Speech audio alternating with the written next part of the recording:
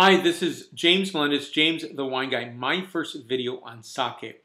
Now I'm having to do this again and again because, first of all, I'm not familiar with talking about sake. I'm learning about it. Now my mainstay is definitely wine, and I ventured into beer, which I love, and spirits, of course, which I love as well. And definitely love sake and learning more about it all the time. For me, it's a great way to have diversity in life and to have this heritage beverage coming from Japan. And this amazingly simple beverage containing just 4 ingredients: rice, mold, water, and you definitely have yeast. And so 4 ingredients. The mold is called koji. Now, first of all, it goes through a really long process cycle to make.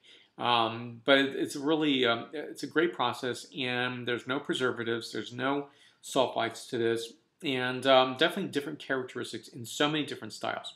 Now, this is called Momokawa, Pearl Junmai, Ginjo, Nigori, Genshu, Saké.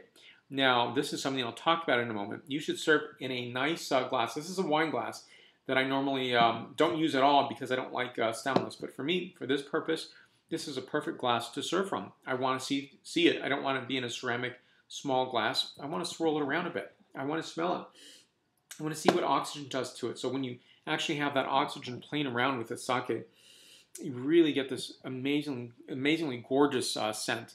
So this is interesting because in the U.S. there are very few sake brewers. Now you have 4 in California, 1 in Oregon, which is Sake One, the producer here. Now this is a brand that is coming from Japan, but brewed here in the U.S. And Michigan, from what I understand, and Texas, but I've not been able to verify the Texas location. Now the Oregon Sake One is a premium sake producer. Greg Lawrence is the only sake master. He's the only, he's the only sake master who happens to be American. He is trained in Japan, and something that is absolutely just wonderful. Now, when you think about the complexities of this, and here's what it goes through, just so you can see the process steps here. So I'll talk about them and then scroll up and down as we see each step. So the rice is milled, it's washed, steeped, steamed, cooled.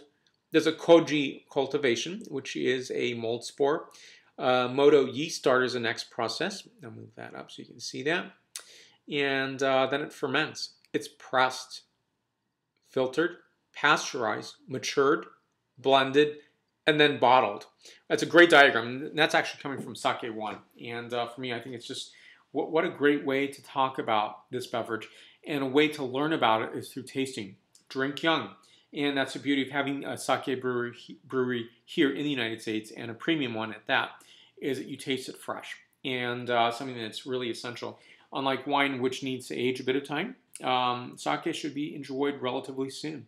Doesn't mean you can't store it in your house for 6 months or a year, but it just means that it just needs to be enjoyed. Now, this is 18% alcohol content.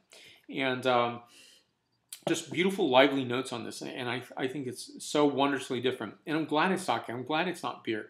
I'm glad it is what it is. I'm glad it's not wine in terms of, and I'm not, of course, I adore wine. I adore beer and spirits, but I want it to be its own beverage, and it certainly is. And the Japanese have made this something that is a sterling beverage. So here we go. I'll take a taste and tell you the flavor characteristics.